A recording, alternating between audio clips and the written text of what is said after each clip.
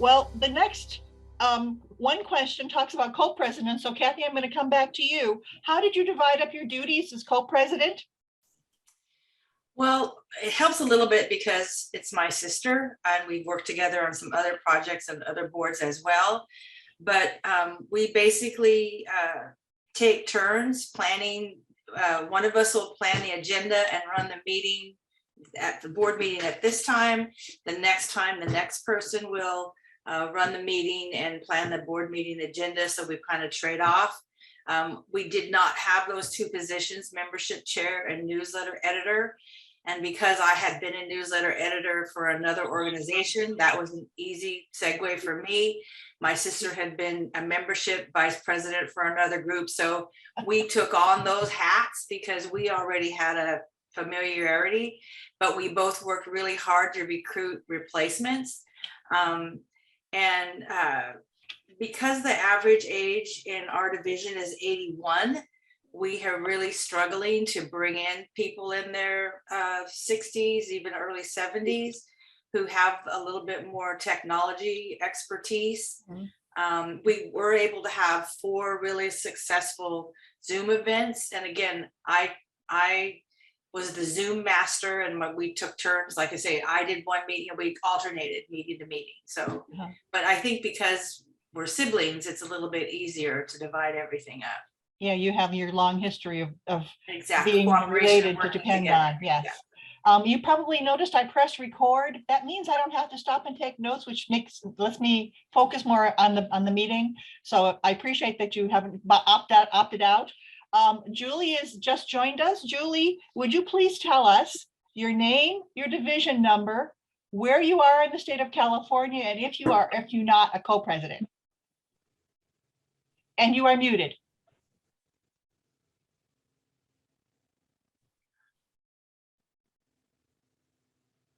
Okay, my name is Julie Davies. I'm in Division 17. It's the Lompoc Santa Maria branch. I know my picture is weird. I was updated by Zoom and I've got a mess on my pictals there. I'm a co-president with Sandy Healy. We've been co-presidents for 6 to 7 years now. My goodness. Okay, well, oops, I'm sorry. Okay, got it. Just a message from Sue at the top of the screen. Does anyone else have experience with being co-presidents? They'd like to chime in on this question. Marcia, how do you guys do it? Well, Joanne Murug and I have been doing the presidency for two sessions, so that's 4 years. I was asked to do it, and that was fine, but I needed a backup, somebody to bounce off. So Joanne Murug is my best friend, so I called her and said, look, I'm going to do this and I need your support. So she's the one that's the eyes and the ears and says, Marcia, that's a screwy idea, we're not going that direction, and let's go here. So that's been it's been a good team. But I'm the one that basically runs the show. I'm the Zoom person. I'm the one that tries to coordinate everything, but it really helps to have another person as just to kind of help you to know if you're on the right track, and then say, Marcia, I looked up on the website and there's some information that we need to be including. So it does help to have more than just one person. So it's been very doable. Our division went 3 years without a formal president. Oh, wow. What they did was each board member was in charge of a different something. Like they would you'd be the moderator for this board meeting. I mean, they couldn't find it literally. So when my sister was approached, she again said, I will only do it if there's a and she convinced me. And it is, like you say, very helpful to have that second person to bounce ideas off of, to make sure that you fill out whatever you need to fill out, that kind of thing. But because they had struggled for 3 whole years without finding any person, there was absolutely no question when we said we would do people were, jumping for joy. Yeah. Many hands make light As work. was the state, because then they felt like they had definite people to connect contact. with. They weren't just randomly hoping that some board member would answer something. Thank you, Kathy. Julie, you're a co-president. How do you guys divide up your duties? Okay, before the two of us became president, we had the same president for 10 years until he got tired. And that now he's membership, not that that helps him at all. How we divide up our duties, Sandy's a people person. She likes to phone people, talk to people, etc. I'm not a people person. Sandy doesn't like computers and technology. She says she doesn't know anything about it. However, she does have an iPad and Zooms with all sorts of people, but she doesn't like it, or she wouldn't do a Zoom meeting. In fact, she went to Maine instead of being available for this conference. Mhm. I like technology. I've taught it in the college level to pre-teachers and stuff. So I'm the other extreme. I run the exec board meetings. She runs the general meetings. So, and that's kind of how we do it. We alternate the president's message usually. And I find things to put in the newsletter. She finds things, but we alternate the president's message there. Thank you, Julie. Appreciate it. Okay, let's go to question, continuing on question 2. In your division, do you have officer limits, term limits for your officers? If you do, what are they? And how is that working for you? Okay, let's go backwards now. Let's go Julie, and then we're going to go backwards. That means Julie, Kathy, and Dale will be in that order. Julie, term limits in your division? No, we do not. Okay, thank you. Kathy? No, we do not. Dale? Yes, our bylaws say the elective officers of this division shall be president, vice president, secretary, treasurer, and financial secretary. These officers make up the executive committee. They shall serve for 2 years or until their successors have been elected. Their term shall be July 1st through June 30th. But actually, there aren't any limits. I looked it up like 10 minutes ago. So there's no limits to how many times one person can serve. Okay. Until your successor's elected, can pretty open-ended. I mean, Yeah, it's pretty open. Okay. Yeah. You could go forever, and not. Well, that's good to know, because then I'm just reading from something that's outdated. Okay, well, not outdated, but differently interpreted anyway. Let's go Anthony, Ronald, and Pat. Yeah, Division 30, we don't have term limits. Maybe we should, but we don't. Ron? Okay. Well, it's trying to find people to run for the office. Okay, that's basically it. And I've been vice president for about 8 years, and that's just very hard in our division. Yeah, thank you. Pat? We don't have term limits, and it might be a good thing to, I don't know, to like force people to step up, maybe. I don't know, but I don't know how you, well, I'm sure there's president methods. till I quit. Yeah. So, There are methods in our bylaws to force people out, but as far as I know, we've never had to use them. So Marcia and then Marion, please. Division 60 has term limits on the president for 2 terms. So that'd be 4 years. The other officers, no term limits. Okay. Marion? We do not. Our terms are 2 years and we stagger them so that like president and maybe secretary get elected the same year, and treasurer and VP get elected the other year. But when I took the position, because I've seen you guys and how long you're stuck, I told them flat out, I'm doing 2 terms. So I have my personal limit. Yeah. Yes, it sounds like every group has a president and the president is the person who is leading your division. Are there issues in your board with board members who are no longer effective? Or let me also twist this a little bit, they're kind of going on their own little tangents. Let's go ahead and start with Anthony and then Ron and then Patricia. Yeah, no, we're pretty blessed. The board is working really well. In fact, I only agreed to do another 2-year term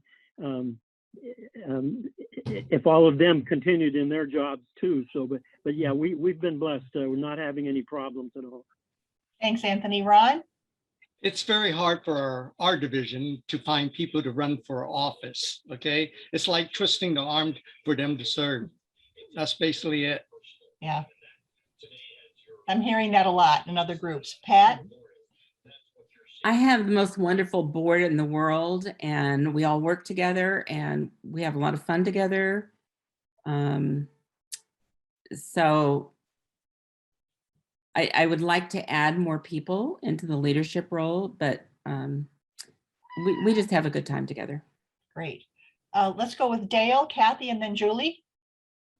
We have a board that works really well together, but the same problem as many of you, finding new people to step up and fill in those roles. So some of us aren't taking more than, one role at a time. Kathy? We actually, as a result of the pandemic, one of our board members who did not use technology at all ended up getting herself a smartphone and learning how to use it, and has been attending our Zoom board meetings and attending our Zoom general meetings. So the one person that we were most worried that was going to sort of disconnect from us, we were so excited that she decided to step up. I also think because they had 3 whole years where they didn't have anyone, pretty much anything that my sister and I suggest doing, the answer is yes, of course, because they don't want us to say. Lucky you. Yeah, they don't want us, but we were so excited because we were really concerned. We had that she was our program person, and we thought, oh my gosh, if she doesn't join technology, how in the world will we communicate with her? And she took it upon herself. We pressed her a little bit and said, "Joe, you're a lifelong learner. You were an educator. Don't you want to, be in the 21st century?" And she did. So that really was a blessing, because we really wrestled with, we were just going to have to ask her to step down because it wasn't going to be able to communicate with us. So that worked out really well. Okay, Kathy, super. Julie? We work together well. We've worked together for at least 10 years plus 6 years, 16 years. So yes, some of them we're getting older, needless to say. We do have one person that does not, well, besides Sandy, one person that doesn't do anything in the technology range. I don't even think she has a cell phone. She still has only a landline. So, and she's our newsletter person. Oh, gosh. So you're all paper then? You're not kidding. Yeah. Oh, Wow. Okay. What a big job. Do you hire that out, or do you? Yes, we do. We hire it out between 2 things. We hire out someone to edit the newsletter and compile it into the format we use. And then we hire, it's like Lovark or disabled people, to put it into the envelopes, put the labels on, stamps on, that type of stuff. And you have a bulk mailing permit? I would hope we do. I would hope so. Yes, gosh. I've asked a few times, and I'm not sure if we are too small to have a bulk. It's a minimum of 200. Well, we've got about just under 400. So Yeah, you probably could at least get one if you don't have one. It saves some money, but well, yeah, sounds like you're coping. it's expensive, and I've tried to get them to go email. However, the non-tech person is very vocal about needing whatever. So Yeah. Yes, it sounds like maybe you need to bring in a helper who knows technology. we've tried. Marion? Okay, what was the basic question? The Oh, I question remember. was board members who are no longer effective. because I got distracted by the whole newsletter thing, and I was going to say, we have a hybrid. We mail the ones to people who don't give us their email. And on every newsletter, we beg them to give us an email, and then we email the rest. So we had a person who had been in a position for a really long time, who was creating some divisiveness. And before I was president, I think they disappeared her position.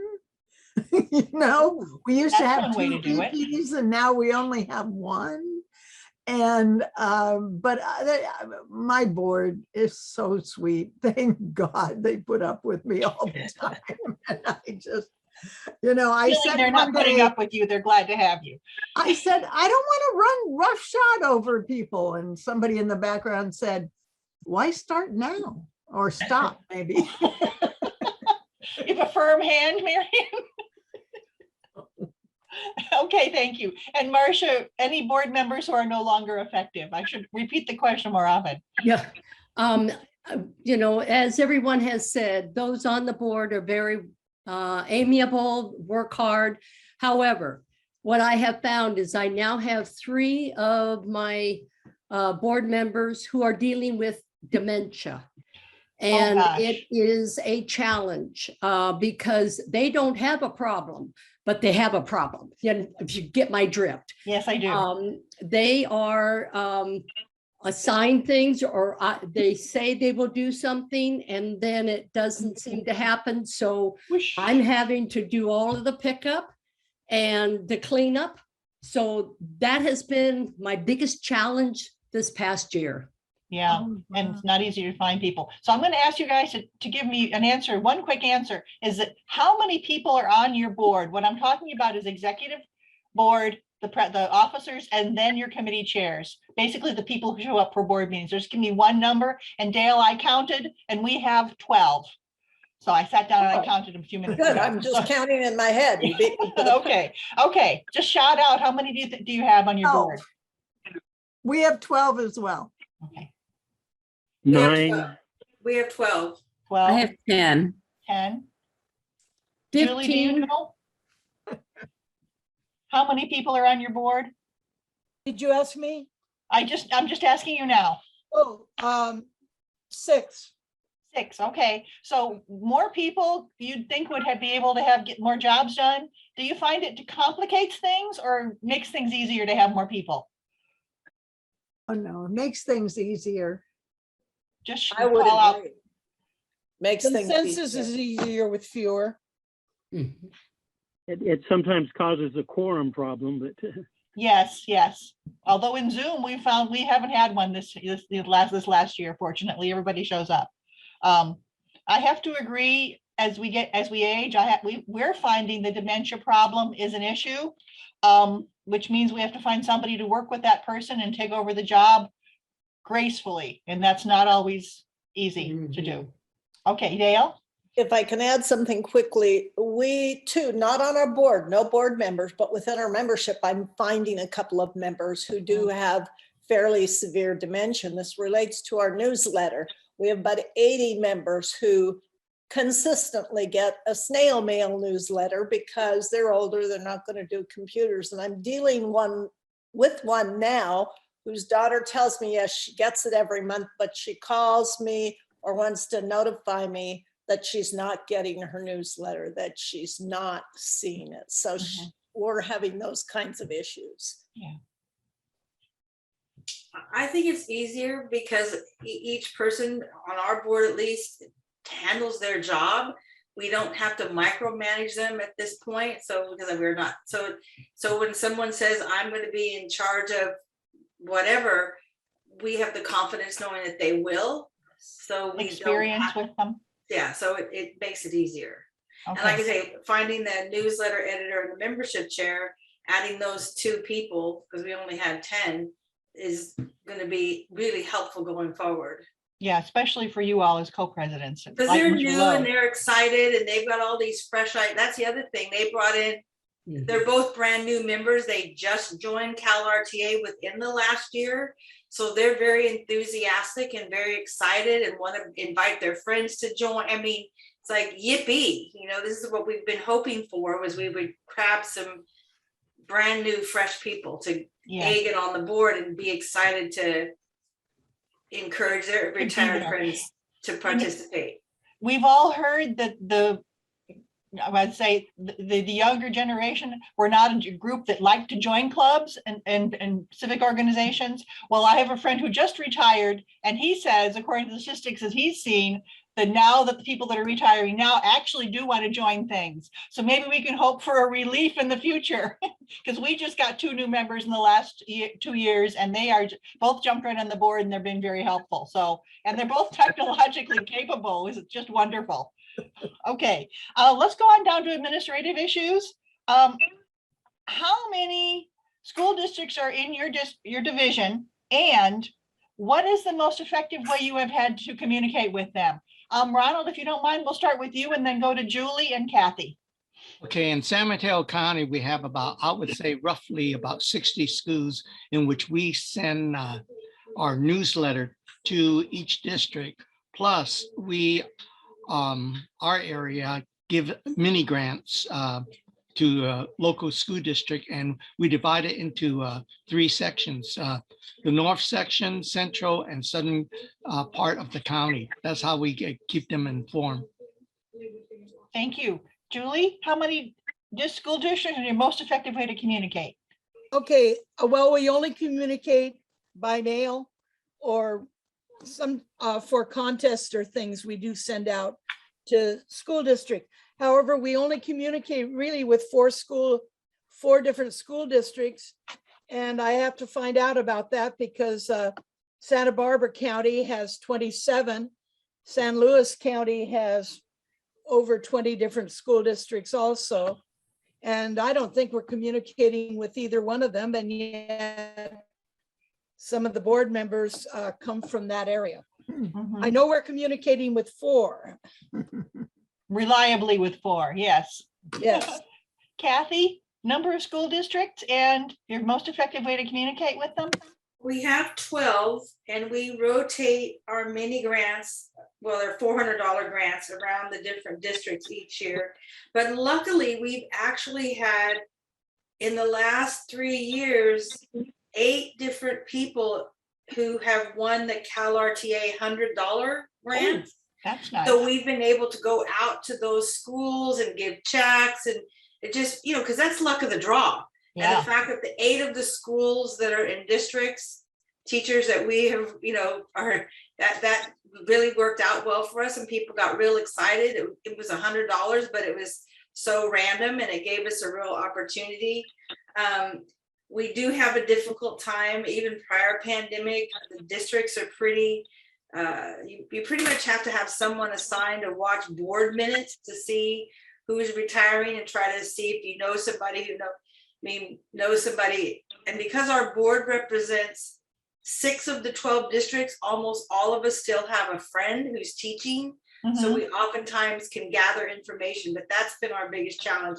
But those $100 mini grants and getting the 8 different schools was a boon, because that was just a gift. yes, that is nice. Okay, let's go Dale, Pat, and Anthony.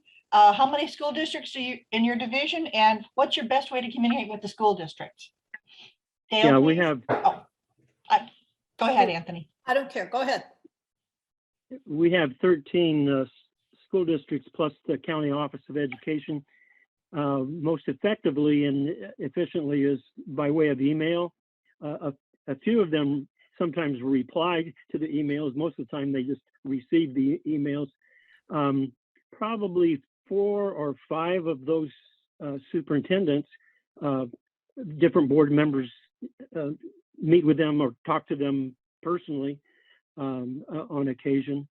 So I think that covers it. Oh yeah, we do also do the most of the mini grants are presented at staff meetings at different school sites. Yeah. Thank you. Pat? I think we have 10. I don't have the list in front of me, but that includes a community college and state university. We also have been able to go out with the CalRTA grant winners to different places. Like our area goes out to Warner Springs. So a couple of us went to Warner Springs, which is a little ways out there, and to smaller districts. So we also are doing grants to like one district at a time, and people that win a grant automatically get on our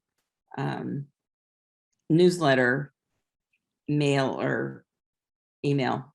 Mhm. So, That's how it gets out in the schools then. Yeah. Dale? We have 3 school districts, so I feel like we're small by comparison to the districts I hear you people have. But we communicate really well through 2 of the school districts, Fontana and Rialto, through their teachers' unions. And then through the 3rd, and even sometimes through the other 2, superintendents a lot, and union reps at the school. So many of us still have contacts on the board that we communicate that way. And we do, pre-pandemic, we visited all schools at staff meetings to present our grants. Great, thank you. Marcia, and then Marion, same question. Number of school districts and how do you communicate with the school district?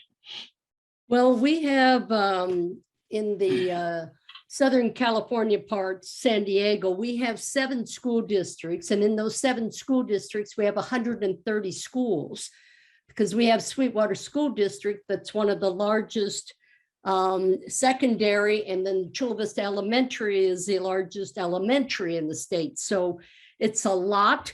And we started off communicating with the schools by sending snail mail. That didn't seem to work. So then we sent emails to the principals.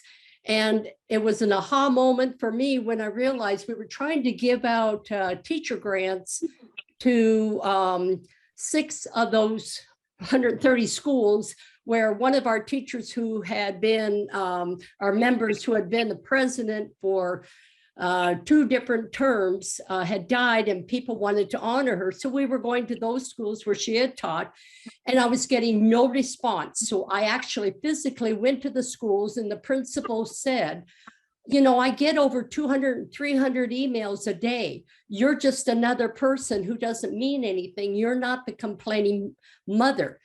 And they said the best way to communicate with the school was to send the email to the secretary.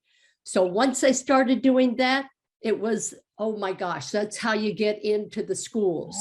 I would like to say that our teacher grants, we followed what Marion did with Division 4, which was donors choose. That has been the best thing we've ever done in doing teacher grants, because they do all the work, and we allocate $1,500 a year, and we divide it up amongst 6 or 7 teachers, and donors choose buys all of the stuff, so you know that your money is actually going to what you think it's going for.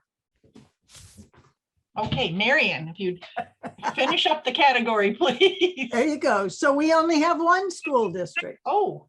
It is the 2nd largest school district in the state, Yeah. but in comparison to Los Angeles Unified, not that big, right? We have about the same number of kids Marcia has, but just all in 1 district. And that can have good parts and bad parts. We were having a terrible time getting our grant information out to teachers, which is why we switched to donors choose. And we just choose teachers who are in the district we support, which is San Diego Unified. When it comes to people who retire, however, they have been very good about somebody in the personnel office. We email a person in the personnel office and they send us the list of all the retirees for the year. Of course, all they give us is their name, what they taught, and the school they were at. And that leaves a lot of challenges, but a lot of research. They are supportive that way. we have a big scholarship program for kids. And we were having trouble getting that the application disseminated this last year, and I got really torqued off finally. So I went straight to the chair of the board, and he went straight to some people and told them what to do. Find somebody You to take know, this money, huh? Either find the person who's actually doing the work, Marcia's plan, go to the secretary, Mhm. or go to the top and start screaming. Yeah. And why won't you guys take our money, right? I mean, how ridiculous is that? For the kids, come on. That's crazy. Okay. All right. Would anyone like to take a short break? We are about halfway through our session. We could take a 5-minute break. Let's come back at 9:53. And you can stay if you like, of course, but if you need to leave for a few minutes, we will. So then you can stay logged in if you like. I'm just going to mute myself.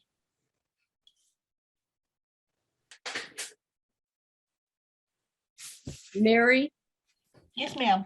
I don't know if this is one of our questions today, but yesterday in the session, people were asking how you get a list of retirees. How do you find out the information about them? And they came up with white pages, which of Yeah. course you have to pay for. And then Spokio. I don't know that one. That's another paid service. I don't know that one either. And then somebody said there was one called Melissa that was free. But I've tried white pages, and you can do so many for free. But Spokio, I hadn't heard of that one. So Would you spell that for me? Spokeo. Interesting. I know white pages let you do so many free a month, don't they?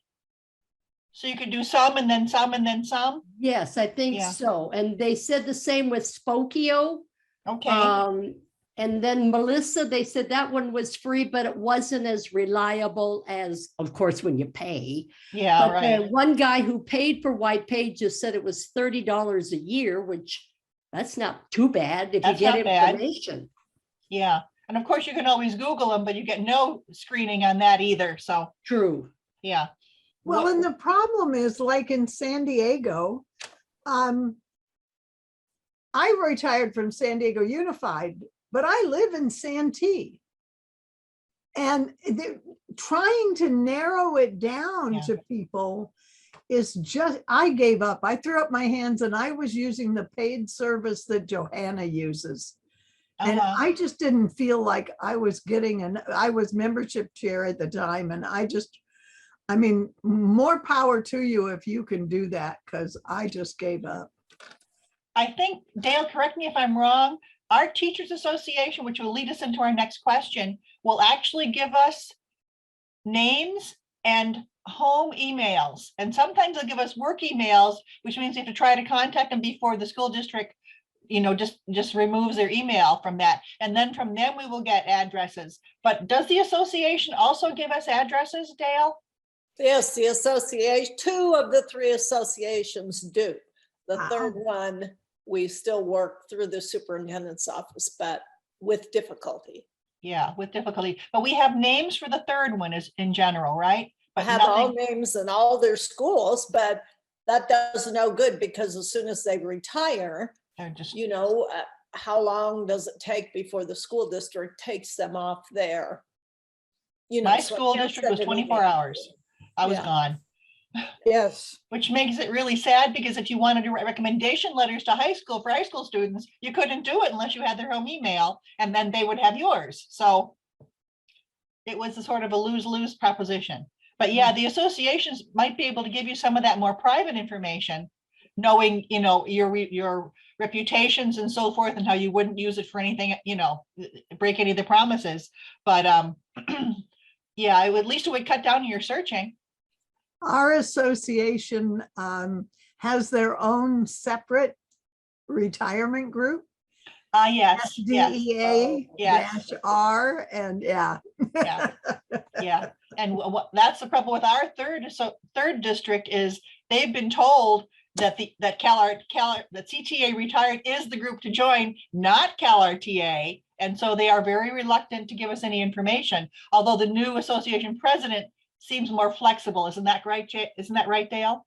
Yes, and one other thing that worked very well for us pre-pandemic, and this was Mary's idea, we would visit school district staff meetings to present our grants to our grant recipients. And so we had a whole staff meeting. Mary would pass around a list. We'd offer a door prize or something for, we'd draw a name for anybody who signed up with all their personal contact information at home. So we have lists of people pre-pandemic that we do have contact information. And I'm sure you guys have all noticed if you send an email with a large number of recipients to anyone in a school district, the school district bounces it because they think it's spam. So that's another problem that we have to get around. Okay, welcome back, everybody. Appreciate that you're here. Let's continue on with question 3. We've covered this a little bit, but what are your most effective ways to communicate with the associations in your areas? Oh, Marion, you're nothing, huh? Okay, let's start with Marion, Dale, and then Julie, please. Yeah, we just don't. You just don't, because they won't acknowledge you as a retirement organization. One of our board members is also on the board for SDEAR, but you know. Okay, Dale, how do we communicate with our associations? Well, ours, 2 of our 3 are just great. We do a lot of personal visits. We actually pay our one board a stipend each year. They run off our newsletter every year. They assemble our every year, every other month. They assemble our newsletter as well. And we use the office for board meetings. And we have 2 associations that are great that way. The third one, we've tried, we keep trying, we won't give up, but we work through the superintendent's office. Yeah. And Julie, how do you associate your teachers' associations? Okay, we are in the CTA building for all of our board meetings, etc. And they were very nice, and they're very nice again this year. They've set me up with all the board meetings that we wanted. The Federation has never contacted us or responded to anything we've ever done. Those are the only 2 that we work 2 with. in for your district. Okay, Marcia, and then Kathy, please. We have no communication with the unions. Okay, Kathy. We only have success with one district. All of the other districts, their associations which interestingly enough, they're all affiliated with CTA. The one who cooperates with us is the Federation of Teachers, interestingly enough. But the ones that are associated with CTA, they all gift their retirees a 1-year CTAR from the association when you retire. That kind so of then those people just assume that is the organization. Quite frankly, I found out about CalRTA because my parents had retired in the 90s and they knew about it and were active members in their division. So that was my segue, was that, okay, I'm going to pony up to this thing. But that's made it very difficult because I can imagine people just assume CTA, and we try to tell our friends who've retired, CTAR really doesn't care about you the same way that CalRTA does. And we talk to them about it. It's your pension insurance. So we've been able to be fairly successful with each of us reaching out to individuals that we know. But because these associations are so tightly connected to CTA, they feel that's their loyalty. And the one district I say that is with the Federation of Teachers has given us the most. They let us come to their retirement workshops, put up our table. They let our board members speak at their general meetings. I mean, wow. It is what it is, and we just have to do a big workaround. I'm sorry for that. You guys may be right for a pre-retirement workshop where you can send out an email to people in all the districts through the districts and then get their emails and stuff like that. And then because we do much more for protecting retirement, we give many more grants. I'm not even sure that CTA Retired does that. So, I don't know okay, what they Ron do. says no. Okay, so yeah, we just need to make people aware, and I think they would choose us given a fair assessment between. I think they would. We've got more heritage. We do more for teachers. This is Pat. It's your turn. Yes. We do more in protecting the pensions. Mhm. EPA does other stuff, like if you are going to continue substituting or something like that, then they insure you. There's Mhm. an insurance that they provide. Also, it doesn't have to be an either or. No, you're absolutely right. You're absolutely right. CTA life membership is, I don't know what it is now. It was like $400 when I retired, and I'm a life member.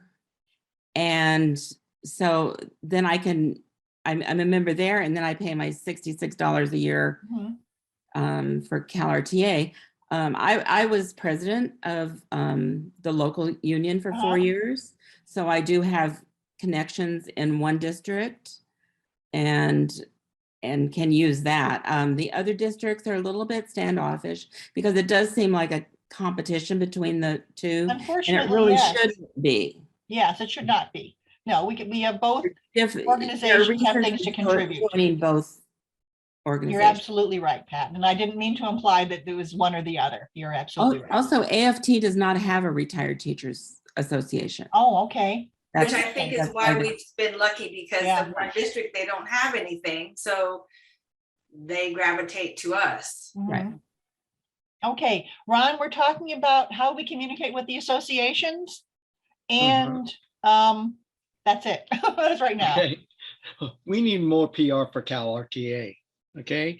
I think the most effective way for our division is having the pre-retirement workshop throughout the, to notify the district in the county. And then another thing is the mini grants that we presented at the school. And then if we do get any new members, we give them 1 year free membership if they apply through dues deduction. Mhm. That helps. Okay, thank you. Anthony, last but not least, how do you communicate with your associations? What's your communication level with them? We don't really communicate much with them at all. About 20 of our 179 members are also members of CTA NEA Retired. We do go to staff meetings to present mini grants, but no real communication with the union. Through the association. Oh, Okay. a problem has come up sometimes with some people that when been hesitant to join us because they think we're CTA retired, and they say that do we deal with social issues like abortion, and because they didn't want to pay dues to us because, and I said, so have to clarify to people that there is a difference between Cal RTA and CTA Retired. Yeah, I think that's a good point too. I mean, it depends on what people want. Okay, thanks you all. Okay, our next question. We all have historians. We have historical materials that we keep for the posterity of our organization. So, dear Marion, okay. How does your division keep its history? Do you scan it? Do you have yearbooks? Do you have, what's the word I want to look at, scrapbooks? How do you do it? Let's start with Julie and then go to Dale, please. Okay. To my knowledge, we don't have scrapbooks. I hope we don't. I'm the other extreme. I keep everything on my computer on a flash drive. And so I have all of my records in that. Sandy's the other extreme. She has paper copies of everything in file cabinets. So that's how we do it. That gets very bulky, doesn't it? Well, I don't care for it. Yeah, I don't either myself. Dale? For quite some time, we did scrapbooks, picture albums that kept everything, but storing them or keeping track of them has been somewhat of a problem. We are converting the last few years. We've started converting to online, and I think we'll eventually, Mary, if I'm right, be converting everything to online. Digital, yeah, it's a process. It's not a fast process, but it's a process. Okay, all right, Kathy and then Marcia, please. We are in the process of scanning what we can locate because, you know, things were scattered in multiple places. So we even had a difficult time even finding a copy of the bylaws at one point. So we are slowly trying to get everything that we can put our hands on scanned. So we would have a stronger history with the intent of having a flash drive that then we would, you know, give to each successive person. But it's just been a challenge because there've been so many different hands in the pie. So, Yeah. And some of the people who were the original historians have passed away. We don't know what happened to their stuff. So literally we're just trying to, you know, anything that anybody gives us, we're scanning it. That's And trying to create a, yeah. you know, like I say, a flash drive of what we have. I think that's the only safe way to do it myself. Marcia? We had a lot of the same problems that Kathy just spoke about. The person who had a lot of things, the family came in after they died and threw it all away. So, okay, moving on. We now I've got things on the flash drive and we're putting some of the pertinent things on our website. And the stuff that I have will go into the cloud.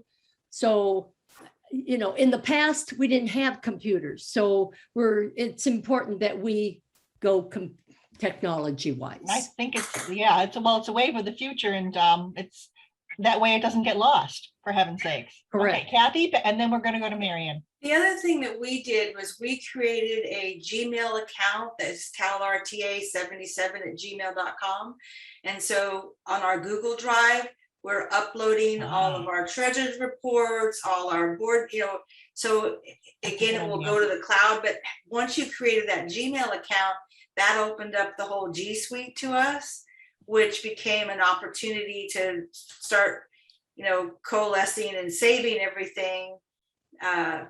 Because until we had that, it was just the president sent out from their personal email. So that was one of the first things we did, was creating that Gmail account and then giving ourselves access to the Google Suite. Yeah. So if you've not done that for your division, I urge you to do it, because it's a good place to start saving everything. And we have folders, like there's a membership, every activity we have a folder for on the Google Drive. Yeah, that's very, very helpful. Because, and you can also, of course, one person doesn't have to manage it. You can have several people manage it. Exactly. Share the membership passwords. person sends it, if somebody else sends it in. So yeah. And if you have any trouble with hacking with email accounts, having the email account removed from someone's personal information is a big relief. So you don't have to worry about it getting hacked and financial information is there and so forth. So I would urge you to get a Gmail account. Of course, they're free. You get all these supporting materials and it's just terrific. Yes, we really like ours. At least I really like ours. Okay, Marion and then Pat. Tell us about your sad story. Okay, no, our division's been around since 1939. I mean, we are Division 4. Yeah. But I have no idea. I'm a retired librarian. Ooh. So on my computer is every membership thing Johanna has sent me since I was membership chair, every board thing, you know, like you say, I've got those files and everything. It probably would be a good idea to either put them on a flash drive or put them on but that's just my stuff. And I only joined in 2013. And so, yeah, I don't know, but I've got questions to ask my board. That's one of the reasons we're having this meeting. Yes, where is all this stuff? Pat, thank you for waiting. We more or less save things on our computer. Our secretary saves her things and our treasurer saves his. And I don't get really involved in that. I have my stuff saved on my computer. The most important things to save of course, are your treasurer's reports And and your minutes. your minutes from your meetings. So those two are saved somewhere. We don't go back that far. We did have one person that saved every piece of paper, and I have a lot of her notebooks upstairs. Have you sorted them in my yet? room.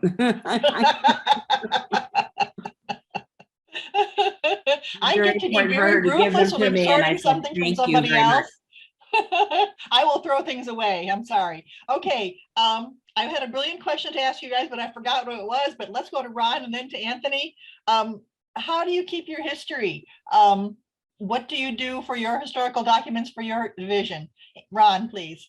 Okay, when I first started out with this organization, I was appointed the resource person. Okay, and I was given boxes because we have no historian in our office. But now, how do we keep our history? Is usually through our newsletter.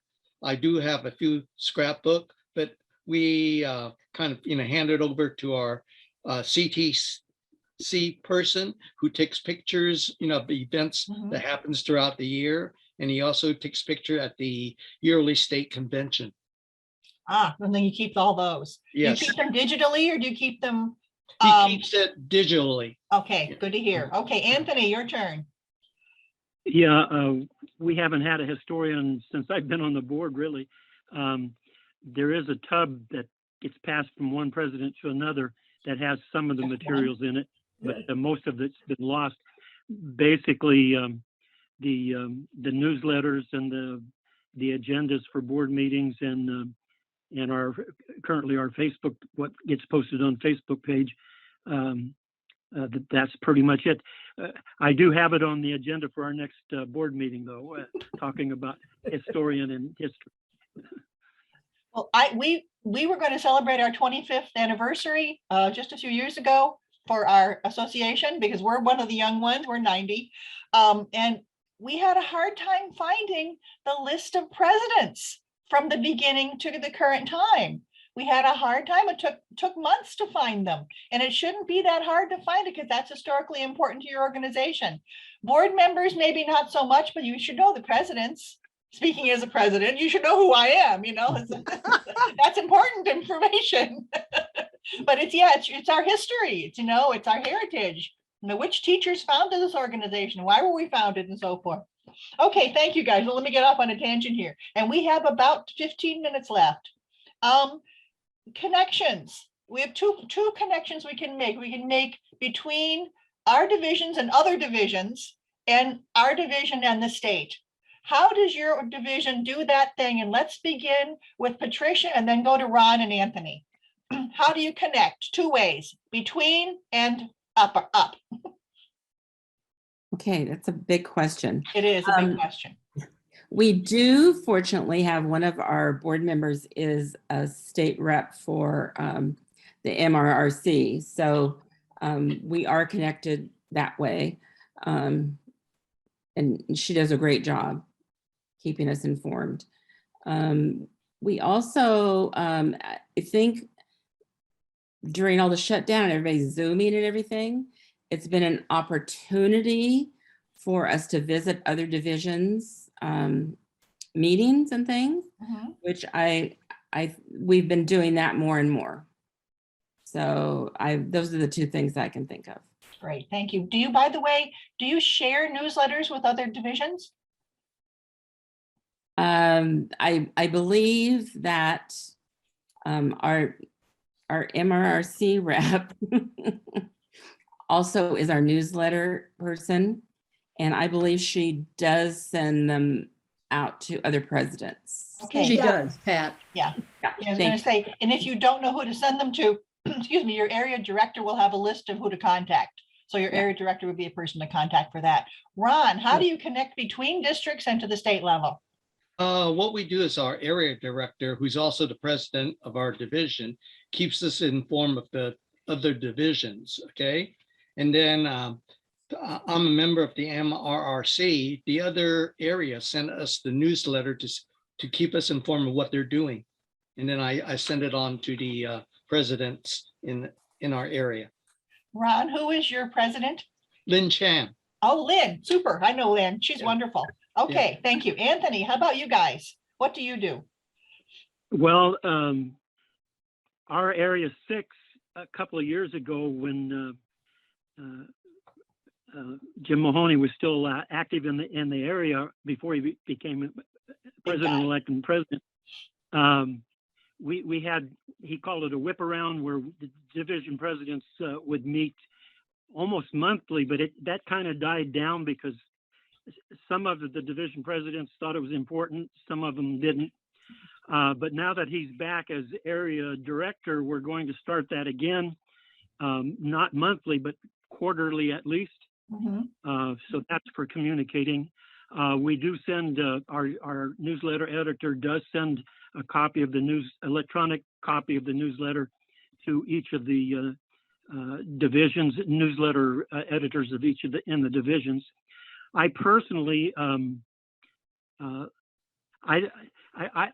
lobbied Angelique and the board to make the board packets for the state board meetings available to the Indians as well, you know, not just to the chief.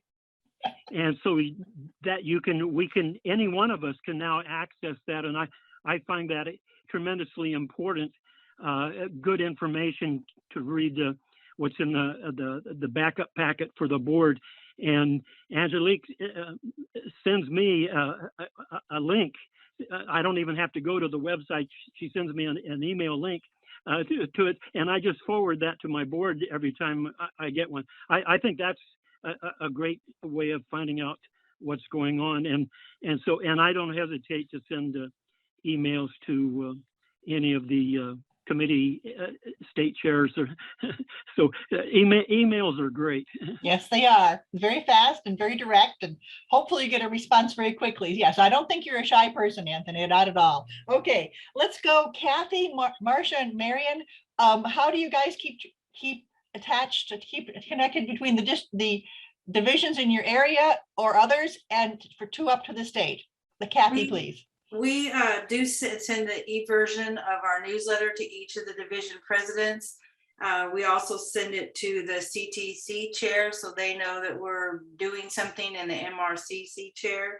And then when we were holding our Zooms, we were sending personal invites to the presidents of the divisions, encouraging them to have their members RSVP. And we did actually have some cross-pollination.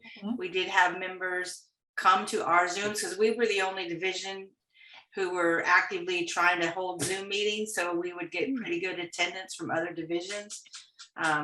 When we were meeting in person, I know I traveled around and went to some of the programs other divisions were offering, and vice versa. But this, has been challenging for everybody. Yes, it has. Thank you. Marcia, what about you all?